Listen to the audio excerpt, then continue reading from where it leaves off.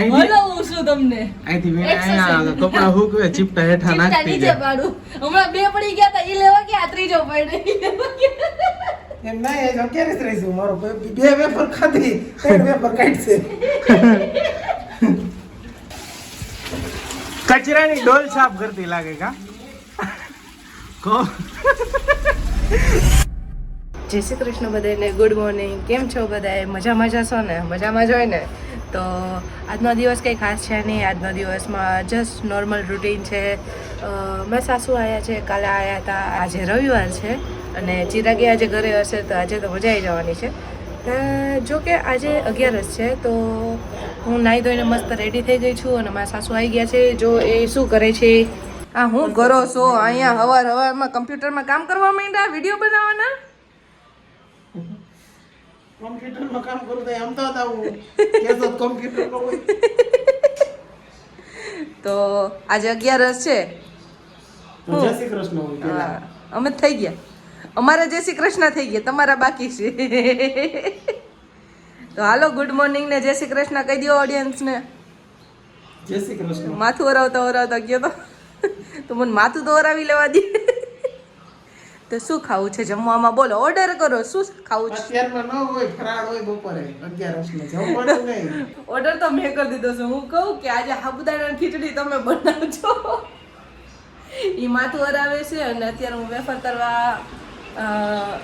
Wafer તળવાની તૈયારી કરું છું ચા સાઈડમાં મેળ દીધો જો ચિરાગ તો અહીંયા પથારીમાં પડ્યા છે ઓય આ શું છે આ બધું મમ્મી નાહી ધોઈને તૈયાર થઈ ગયા હું નાહી ધોઈને તૈયાર થઈ ગઈ તમારે ક્યારે તૈયાર થવું હજી બગાસા કહીશ બોલો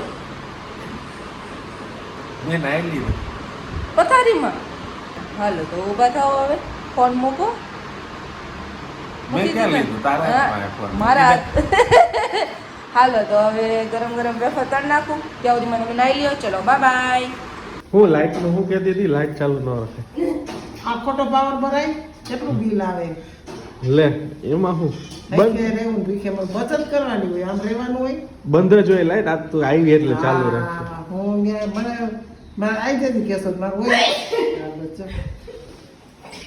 આ બસ આ નાખો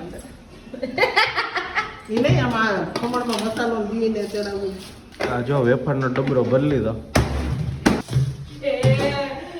કાલ સોમવાર છે ને હા થયો સાટવું મને જાતી છે હું બકડ્યું તે કહો તો શું એપ્રોન બંધાય એમ નહીં આમ એ ધગે છે તમને મે પેલું નહીં દુખતું ખોરામ ઠલવી દે હા થોડું કટાય ઉટકવા દેવાના મમ્મીને એટલે જ તને આરામ કરવાનો એટલે મમ્મીને એટલે જ તેડાવી કામ કરો અહીંયા હે ને આમ જો અહીંયા કઈ ચોઈટું છે પછી વાળમાં કઈ ચોઈટું ગુંગો હે એ એ રંડીલા માને એમ કહેવાય હે આ પાઘડી કાઢ ને હવે ના એને હજી પાછું એકવાર પલાળવું પડે શરદી થાય ને પછી કાઢશે ચીકો આવે જો બાર ખુલ્લા હોય પોણા ઢોકાઈ જોડાલે છે થોડી આ જો મમ્મી એક્સરસાઇઝ કરીને આવી કે એક્સરસાઇઝ માં ચીપટા પાડા પાડ થઈ છે પછી એનો એ કપડા ન ધોય ક્યાંથી ધોવા દે તો કપડા હાલે 11 રહીશું હોય તો ભાઈ 11 ઓહરી કાઢવાની છે વીણા કસરત કરાવે તમે કહેતા હતા ને કે મને અહીંયા હાલવું નથી થાતું એટલે તમે હું ચીપ કાઢી નાખવાના હા અહીંથી હલાવું છું તમને અહીંથી વીણા કપડા હુકવે ચીપટા હેઠા નાખતી નીચે જાય પાડું હમણાં બે પડી ગયા તા ઈ લેવા ગયા ત્રીજો પડ્યો એમ ના એ 11 જ રહીશું મારો બે વેફર ખાધી 3 વેફર કાઢશે ટેલેન્ટ હોવું જોઈએ ટેલેન્ટ ગાઈસ આવું કરવાનું આપણે જૂની ડોહી ટેલેન્ટ ન ખબર હોય કામની ખબર હોય તારા સુધી અમને કામની ખબર પડે ટેલેન્ટ કાઢવાની ન પડે અમારી પાસે તો ટેલેન્ટ કાઢી લે તો ન ખબર પડે એક તો જીરીક હોય એમાં હા જીરી કોઈ એક આ છોકરા કાઢી લે કોઈ ટેલેન્ટ બહુ ટેલેન્ટ કાઢે પછી ડોહી નથી ખબર પડતી ડોહીને હમણાં ચાર પડ્યા ને અત્યારે હજી 2-3 પાડું એટલે આ બધા ભેગા થઈને જાય ઘડિયા નહીં જાવ કચરાની ડોલ સાફ કરતી લાગે કા કો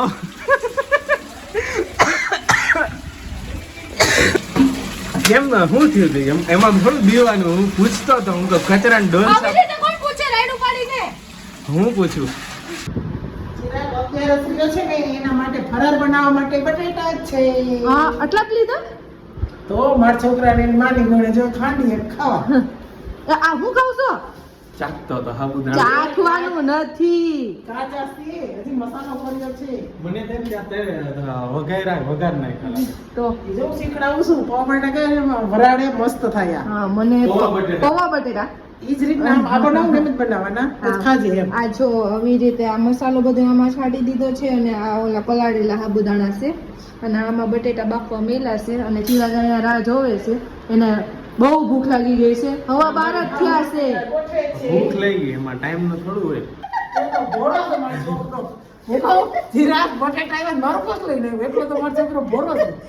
પછી મમ્મીને એમ થાય કે પેલા તો મારા પૈસા વાપરતો હવે કેમ નથી વાપરતો એટલે હું એનું પાસ લઈને ગયો કે લે બટેટા લઈ લે. ઈ જ્યારે તારો પર્સ લઈ આવ્યો બટેટા લઈ લે ડુંગળી લઈ લે એટલો તો ઈ આ નોકરી કરે પછી. એટલે તો મેં કીધું કે તમે રોંડે જા તો મમ્મીને લેતી જાય એટલે પર્સ લઈને જાય. જા તો ભાઈ ભેગો તું. મમ્મીને નવરાવાની છે. હું તો ભાડું આવો માંડ્યું કા. હા બધી વસ્તુ લેવાની હે તો ઈ કે તમે બે જાવ એમ હું ને વેણા તો એના કરતા હું મમ્મીને લેતી જાય એમ પર્સ ને બધું હે ભેગું તો ભેગા ભેગ બધું લેવાય છે. જોયું? મમ્મી એટલે પર્સ લઈ આવી છે.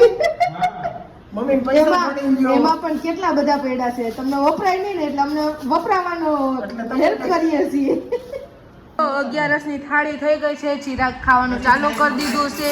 છાશ કાઢવાની બાકી છે અને જો હવે મમ્મી એની ખીચડી લીધી છે અને છાશ ભરે છે અમારા બે માટે. જોયું?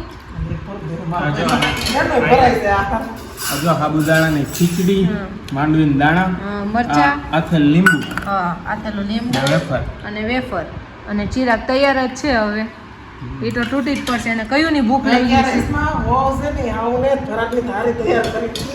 અમારે થોડું ગોલટું છે. મારા હાહુ થોડીક આમ પ્રેમ ભાવ બહુ છે. હા પ્રેમ ભાવ બહુ છે એની વહુ પ્રતિ એટલે અમને થાળી તૈયાર કરીને દે છે. જો તો હાલો અત્યારે રીલ શૂટ કરતા હતા અત્યારે થોડા કપડાં હરખા પહેર્યા હતા.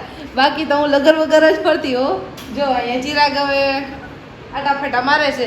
હાવેણી લઈને શૂટ કરવાનું હતું ને તો પોતે હાવેણી લઈને બેસી ગયા છે. જો હું કેવું મારે આવું કરવાનું. જો હવે મમ્મી અત્યારે દીવાબત્તી કરવા બેઠા છે. જો એ 11 છે તો અત્યારે ઈ ભગવાનનું નામ લેવા બેઠા છે. અને તમે કેમ ભગવાન બની ગયા? તમે ભગવાન નથી.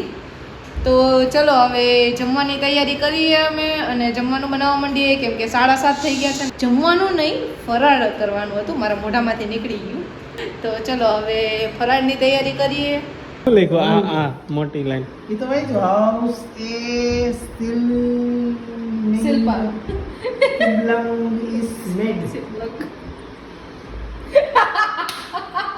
શિવલિંગ શિવલિંગ ઈ- એટલા થાય.